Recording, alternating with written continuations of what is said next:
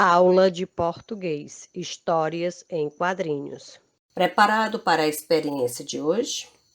Será que você já descobriu o que aprenderemos hoje? Conseguiu adivinhar? Isso mesmo! Vamos exercitar a nossa criatividade através das histórias em quadrinhos.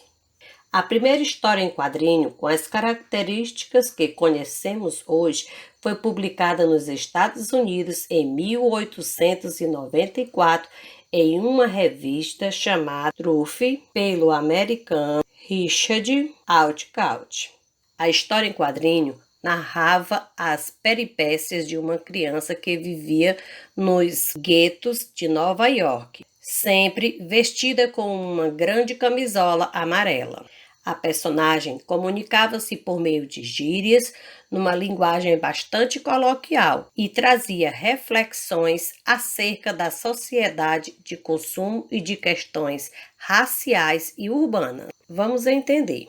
Gibis, revistas em quadrinhos, histórias em quadrinhos ou simplesmente HQS. São os nomes que damos a um tipo de arte que usa o recurso de balões de fala e uma sequência de quadros para contar uma história, transmitir informações ou ações.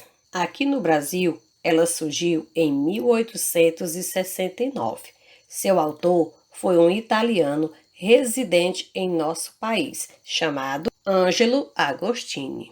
A primeira revista em quadrinhos chamou-se Tico Tico e foi publicada em 1905 pelo periódico O Malho. Mas foi apenas em 1960 que o público brasileiro teve um gibi inteiramente colorido com a publicação de A Turma do Pererê, do cartunista Ziraldo. O gibi foi apresentado pela editora O Cruzeiro e trazia personagens inspirados na cultura nacional. Em 1964, o gibi foi retirado de circulação por conta de censura instaurada durante a ditadura militar e só voltou a ser publicado novamente em 1975. Foi também na década de 60 que surgiu a história em quadrinho mais conhecida do Brasil, A Turma da Mônica, criada pelo paulista Maurício de Souza. A revistinha fez tanto sucesso que hoje é publicada em mais de 40 países e traduzida em 14 idiomas. Outra personagem é a Magali, melhor amiga da Mônica. Assim como os outros personagens, ela é inspirada nos filhos de Maurício de Souza. Com seu jeito meigo, ela só pensa em comida, come tudo com pressa e está sempre com fome. A Magali é um personagem sensacional, não acha? Ela come o tempo todo. Mas tem comida para comer o tempo todo? No Brasil, milhares de crianças passam fome. Você já pensou sobre isso?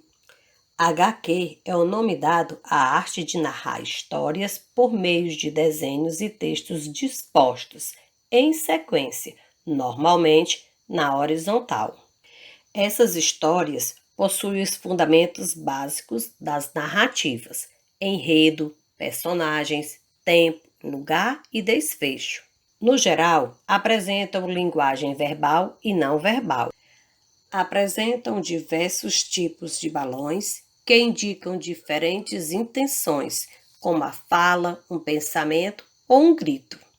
Outro recurso bastante explorado são as onomatopeias, definidas como palavras que tentam reproduzir os sons. Exemplo, cabrum, como o som de um trovão.